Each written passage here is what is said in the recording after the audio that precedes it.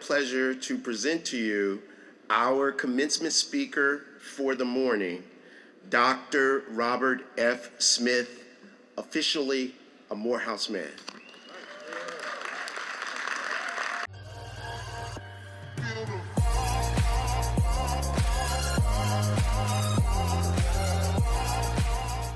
Hey everybody, this is your girl Shira. You are watching the Ann and Shira channel.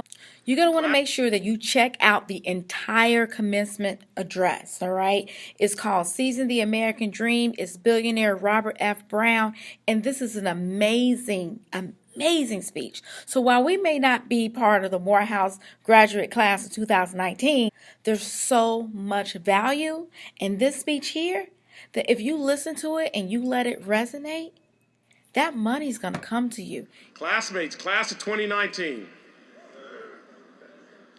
you look beautiful.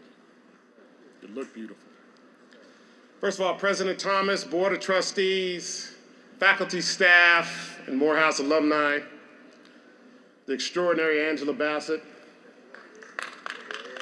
the distinguished Professor Dr. Edmund Gordon, parents, grandparents, aunts, uncles, brothers, sisters, family, and friends, and most of all to my classmates, congratulations.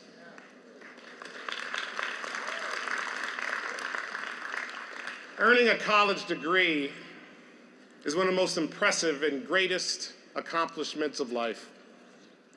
But success has many parents, and as hard as each of you have worked and have achieved today, you've had a lot of help along the way. We are all the product of a community, a village, a team. And many of those who've made contributions for you to arrive at this very moment today are with us. So first and foremost, I'm going to ask you one more time. You're going to stand up, you're going to turn around, and you're going to celebrate all these people, our community, our family, who are here to celebrate you.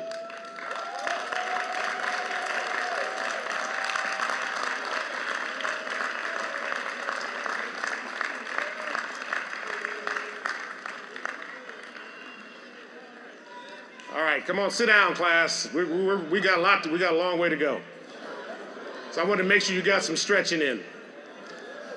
So standing here before you is one of the great honors of my life.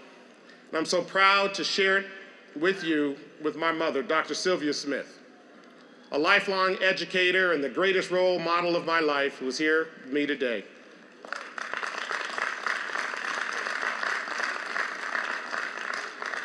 This is a special week for us. We celebrate 3 graduations this week. My niece is graduating from my alma mater, Cornell.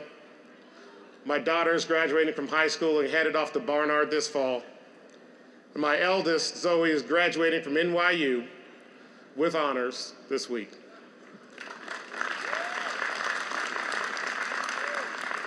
She is the 5th generation in my family to graduate from college, and the 4th to graduate with honors.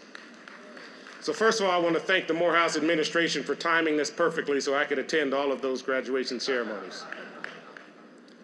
Morehouse was built to demand excellence and spur the advancement and development of African American men. I've always been drawn to its rich history, and I'm optimistic for its bright future. The brothers from Morehouse I've met over these years, I've revered. They understand the power of education and the responsibility that comes with it. Willie Woods, chairman of the board, he and I have been friends for over 20 years.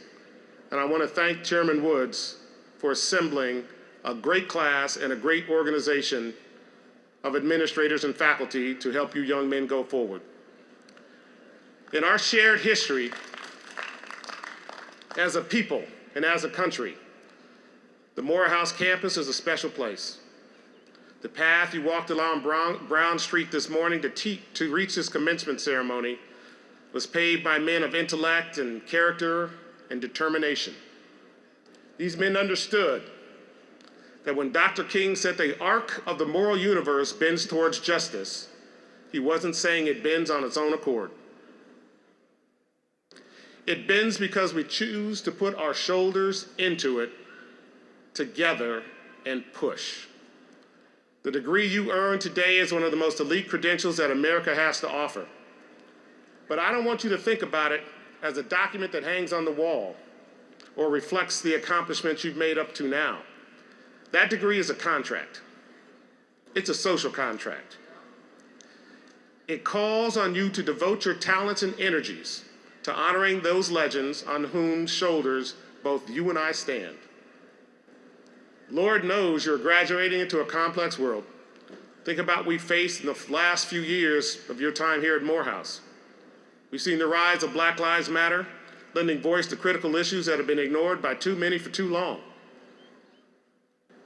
We've seen the Me Too movement, shining a spotlight on how far we still have to go to achieve real gender equality. We've also seen the unapologetic public airing of hate doctrines by various groups. We've seen the implications of climate change become impossible to ignore and become even more severe.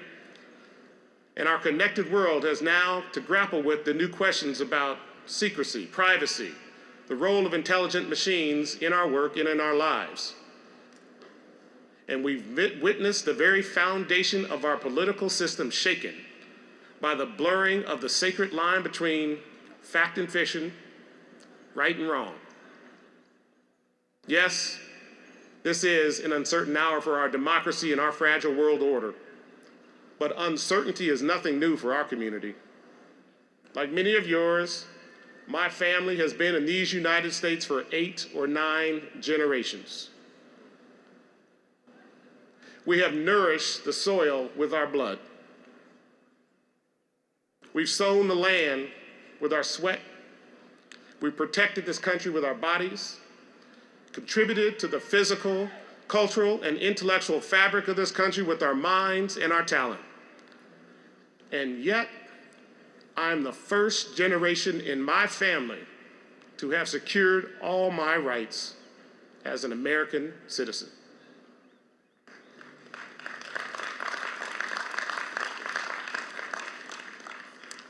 Think about it.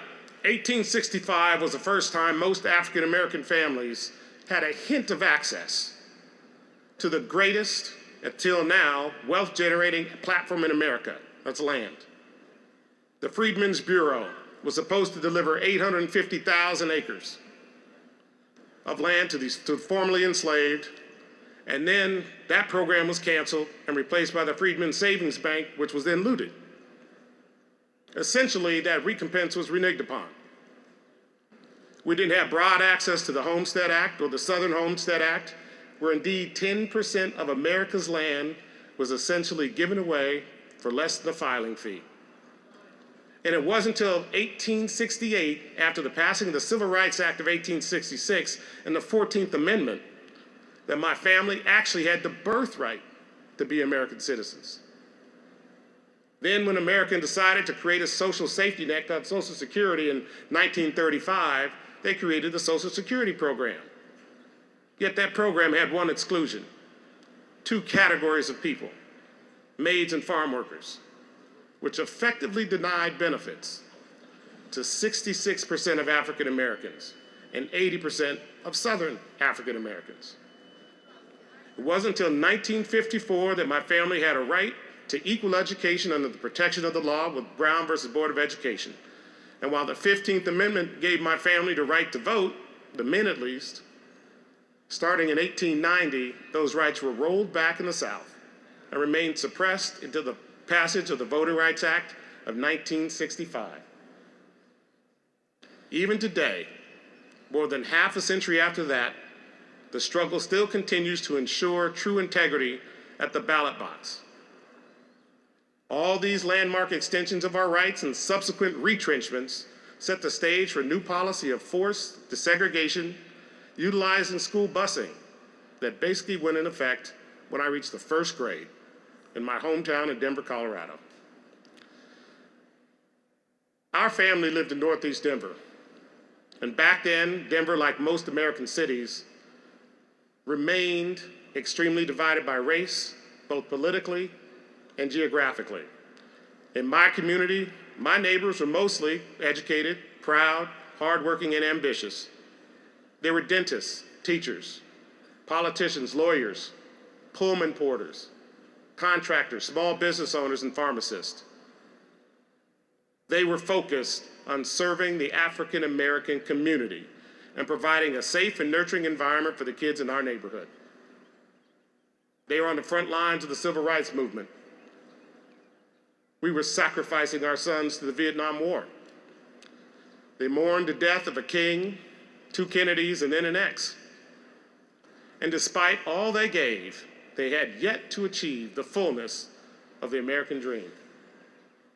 But they continued to believe that it was only a matter of time. And if not for them, then surely for their children.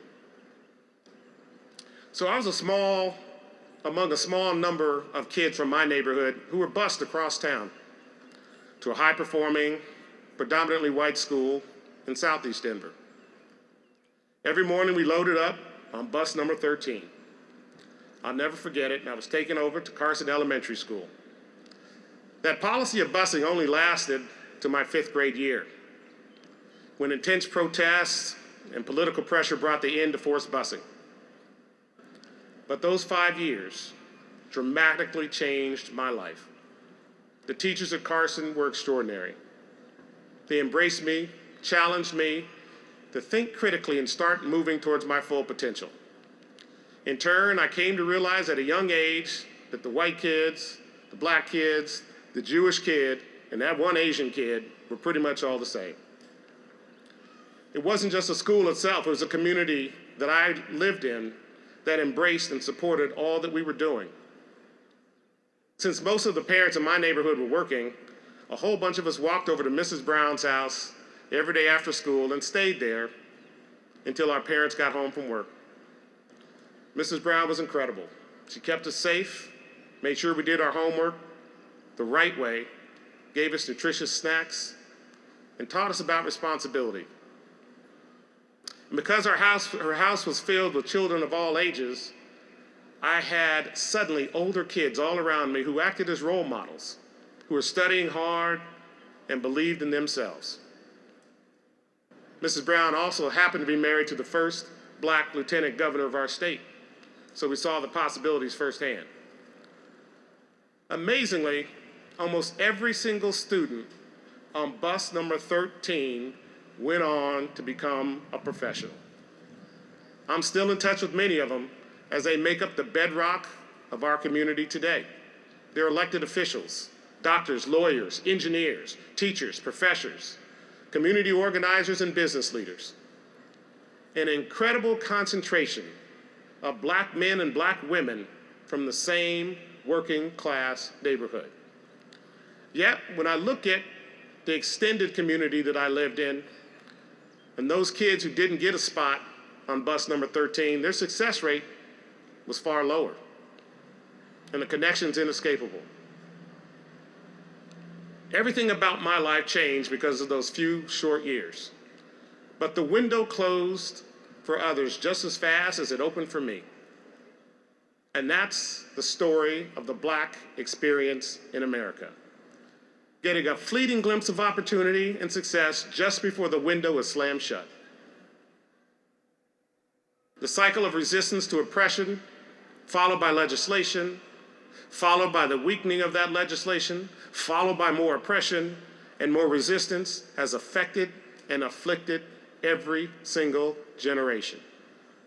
And even as we've seen some of the major barriers come crashing down in recent years, we would be doing ourselves a disservice if we didn't acknowledge just how many of these injustices still persist. Where you live shouldn't determine whether or not you get educated. Where you go to school shouldn't determine whether you get textbooks. The opportunity for access should be determined only by the fierceness of your intellect and the courage in your creativity.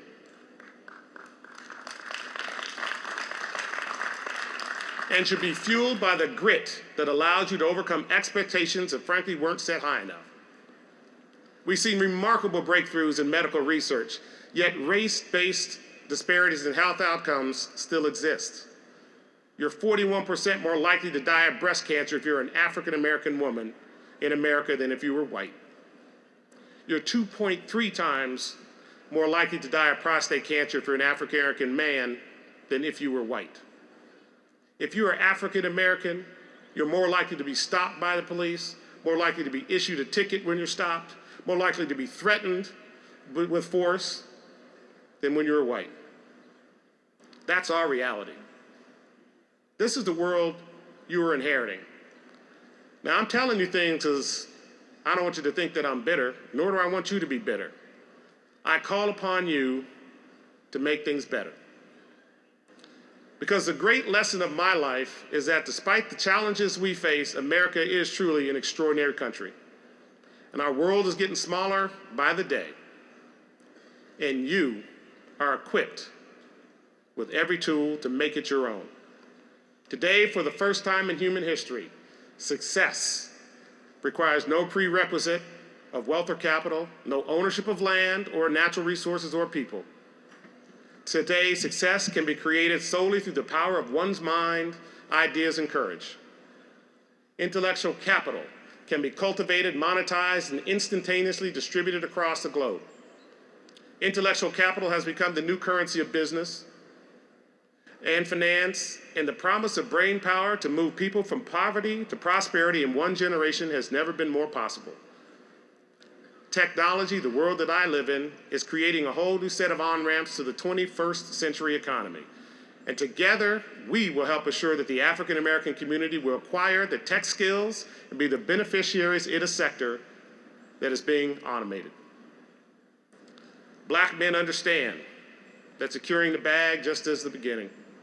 That success is only real if our community is protected, our potential is realized, and if our most valuable assets, our people, find strength in owning the businesses that provide economic stability in our community.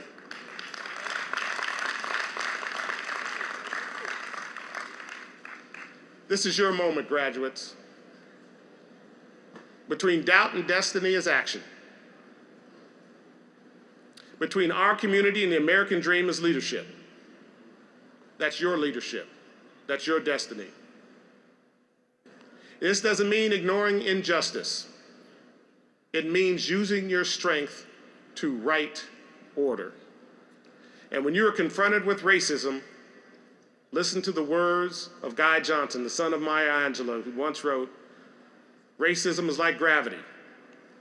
You gotta just keep pushing against it without spending too much time thinking about it." So, how do you seize your American dream?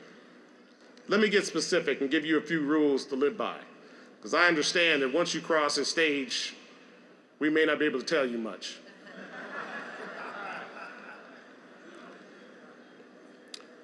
Rule number one,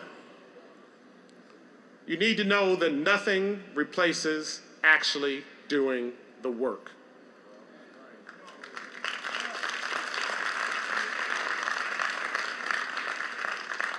Whenever a young person tells me they aspire to be an entrepreneur, the first question I ask them is why. For many, they think it's, a great way to get rich quick. I'm going to write an app, I'm going to build a company, make a few $1 million before I'm 25. Look, that can happen, but frankly, that's awfully rare. The usual scenario is that successful entrepreneurs spend endless hours, days, years, toiling away for little time, little pay, and zero glamour. And in all honesty, that's where the joy of success actually resides. Before I ever got into private equity, I was a chemical engineer. And I spent pretty much every waking hour in windowless labs doing the work that helped me become an expert in my field. It was only after I put in the time to develop this expertise and the discipline of the scientific process that I was able to apply my knowledge beyond the lab. Greatness is born out of the grind, so embrace the grind. A thoughtful and intentional approach to the grind will help you become an expert in your craft. When I meet a black man or woman who's at the top of their field, I see the highest form of execution. That's no accident. There's a good chance it took that black leader a whole lot more grinding to get them where they are today. I look at the current and former black CEOs who inspired my life. I have to tell you, they blow me away every time I meet with them.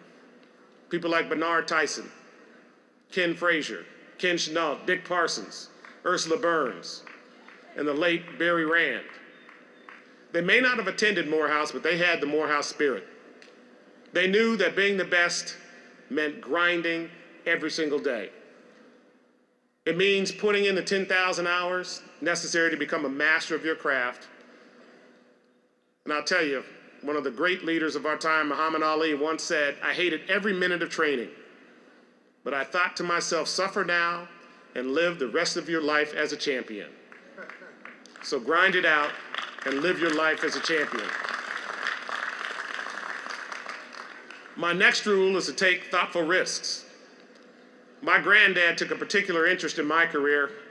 He couldn't have been prouder when I had a stable job at Kraft General Foods as an engineer, because for him, to have that kind of job security at my age was a dream come true. When I told him I was thinking about leaving to go to grad school, he frankly was worried. Then you can imagine how worried he became so many years later when I told him I was leaving Goldman Sachs. I said, "I'm going to start my own private equity firm, Granddad, to focus on enterprise software." He thought I'd gone crazy. But I respected my granddad and his wisdom and his thoughtfulness and, frankly, his protectiveness over me. But I'd done my homework, I'd calculated the risks, and I importantly knew that I was going to invest in one of the most important things and gather the fundamental design point of the American dream, and that was to be a business owner. So I decided with confidence I was going to make one big bet on the asset that I knew best, myself.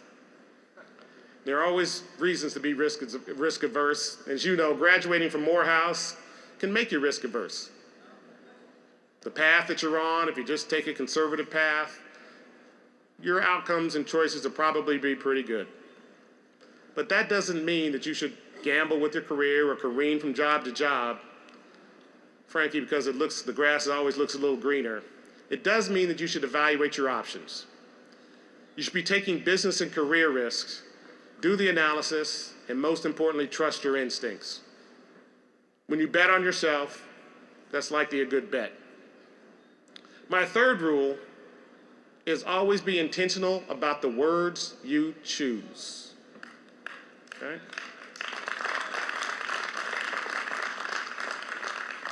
I know Morehouse has taught you all that what you say matters, and what you say carries with it enormous power. Be intentional about the words you speak, how you define yourself, what you call each other, the people you spend time with, and the love you create. This all matters immensely. It will define you. My fourth rule, which is actually my favorite, is to always know that you are enough. I mentioned that before going to investment banking at Goldman Sachs. I was working as an engineer at Kraft General Foods. One day I was at a meeting with a number of my department heads, going through our divisional strategy and sitting around a conference table, lining up what were the most important strategic imperatives. When I looked at those 6 initiatives, I was leading 5 of them. I was half the age of everybody in that room, and I know making a third of everybody in that room. And I said to myself, I'm either doing something really right or really wrong. And frankly, it was a little bit of both. So that became a lesson to me in realizing my worth and self-worth. It isn't just about salary, although that does matter. It's about demanding respect from others and from yourself. A realization and respect for all the skills and talents you bring to the table. When you have confidence in your own worth, you'll become the one to raise your hand for that next assignment. And it may be hard. That may mean putting in time on nights and weekends, and it also means you'll be gaining incremental skills and experiences that enhance your craftsmanship. And earn your respect through your body of work. Let the quality of your work product speak of your capabilities. Know that you are only bound by the limits of your own conviction because you are Morehouse men. There is no room on this earth you can't enter without your head held high. You will encounter people in your life, as I have, who will want to make you feel like you don't belong. But when you respect your own body of work, that's all the respect you need. In the words of the great Quincy Jones and Ray Charles, not one drop of my self-worth depends on your acceptance of me. You are enough. The fifth and final lesson for you all today is as follows. We all have the responsibility to liberate others so that they can become their best selves in human rights, the arts, in business, and in life. The fact is, as the next generation of African American leaders, you don't want to just be on the bus. You want to own it, you want to drive it, and you want to pick up as many people along the way as you can. Because I will tell you, more than the money, the awards, the recognition, the titles, we will all be measured by how much we contribute to the success of the people around us. How many people will you get on your bus number 13? We need you to become the elected leaders who step up and fix the laws that engender discrimination and set a tone of respect in our public discourse. We need you to become the C-suite executives who change corporate culture, build sustainable business models, and make diversity and inclusion a core and unshakable value. We need you to become the entrepreneurs who will innovate inclusively, expand wages for all Americans, and lower the unemployment rate in our communities. We need you to be the educators who set the standards and demand the resources to deliver on those standards and inspire the next generation. And we need you to invest in the real estate and businesses in our communities and create value for all of us in those communities. No matter what profession you choose, each of you must become a community builder. No matter how far you travel, you can't ever forget where you came from. You're responsible for building strong, safe places where our young brothers and sisters can raise children and grow in confidence. Watch and learn from positive role models, and they believe that they, too, are entitled to the American dream. You men of Morehouse are already doing this. I know. Your own student government, in fact, sends students on a bus to underserved communities to actually empower young black men and women to seize their own narrative and find their own power in their own voice. This is exactly the kind of leadership I'm talking about. Remember that building a community doesn't always have to be about sweeping change either, but it does have to be intentional. You just can't be a role model sometimes. I'm cognizant of the fact that every time I'm in public, people are observing my actions. The same goes for you. Building community can't be insular. The world has never been smaller, but we need to make and help our communities think bigger. I've invested particularly in internship programs because I've observed the power of exposing young minds to opportunities that weren't in their neighborhoods so they can see what they can become. Help those around you see the beauty of this vast world. Help them believe that they too can capture that dream. And remember, community can be anywhere. Back in the 1960s and 70s, community was a few blocks around where I grew up. Today, you can create communities of people all around the world. Merging the physical and digital communities will be one of the great opportunities that you have and you will have in these years going forward. And finally, don't forget that communities thrive in the smallest of gestures. Be the first to congratulate a friend on their new job. Buy their new product, post it on social media, and tell everybody how great it is. And be the first to console them when they face adversity. Treat all people with dignity, even if you can't see how they're going to help you. And most important of all, whatever it takes, never, ever forget to call your mother. And I do mean call, don't text. Text don't count. So speaking of mothers, allow me a point of personal privilege to end with a story that speaks volumes about mine.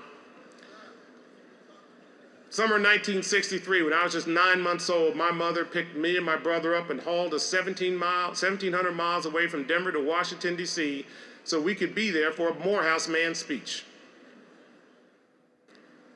My mother knew that her boys were too young to remember that speech, but she believed that the history that we witnessed that day would forever resonate and become part of the men that we would one day become. My mom was right, as usual. I still feel that day in my bones, and it echoes around us here at Morehouse. Decades after that cross-country trip, I had the privilege to take my granddad to the opposite side of the National Mall to celebrate the inauguration of the first African-American president.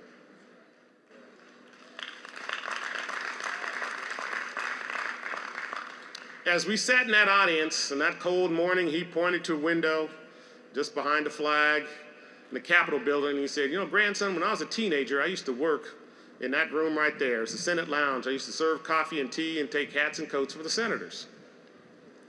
And he said, "I recall looking out that window during Franklin Roosevelt's inauguration." He said, "Son, I did not see one black face in the crowd that day." He said, "So here we are, you and I, watching this." He said, "Grandson, you can see how America can change when people have the will to make it change."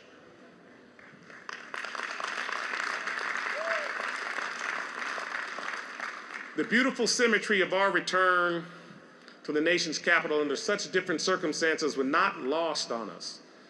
The poetry of time and soul that Lincoln called the mystic chords of memory resonated in both of our hearts.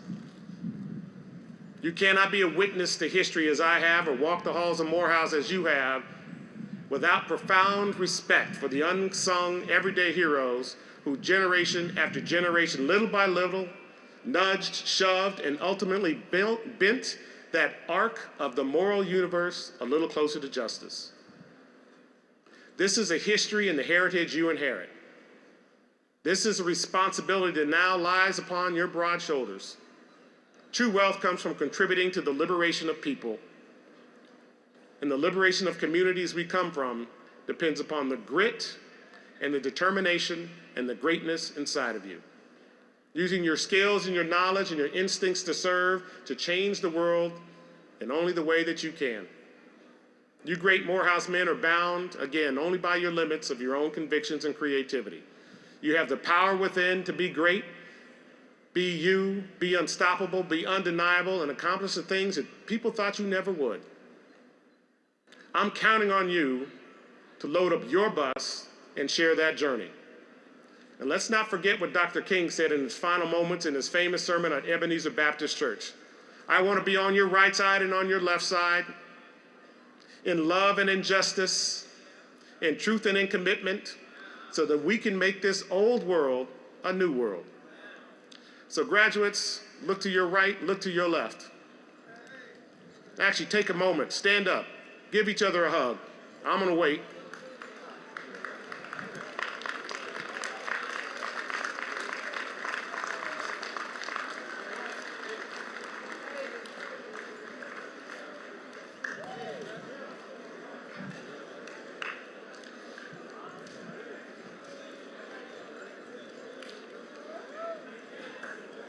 Men of Morehouse, you are surrounded by a community of people who have helped you arrive at this sacred place and on this sacred day. On behalf of the 8 generations of my family who have been in this country, we're going to put a little fuel in your bus.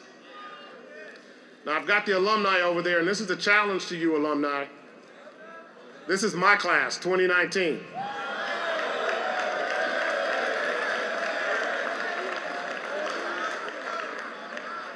and my family is making a grant to eliminate their student loans.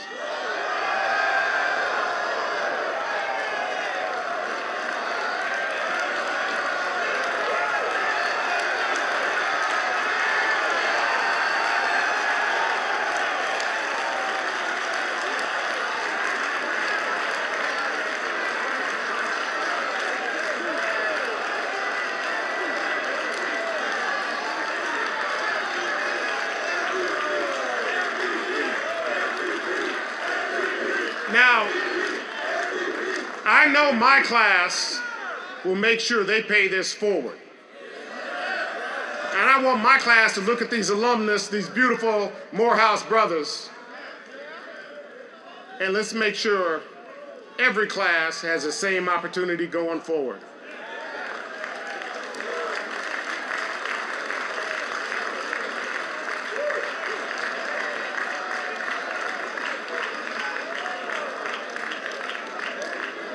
Because we are enough to take care of our own community. We are enough to ensure we have all the opportunities of the American dream. And we will show it to each other through our actions and through our words and through our deeds. So class of 2019, may the sun always shine upon you. May the wind always be at your back. And may God always hold you in the cradle of her hand.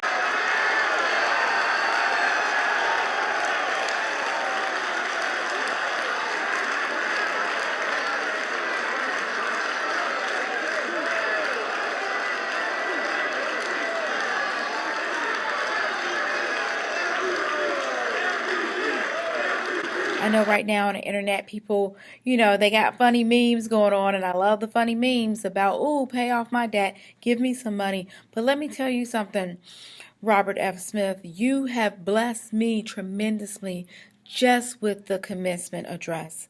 It is truly amazing. And the tips that he outlined, that's why you got to watch it all the way through. The tips that he outlined is going to be valuable. Those tips are worth money in itself. So be sure to check it out. Be sure to like, subscribe, and ring the notification bell. Thank you for coming to our channel where you know that you are going to get the relationship talk.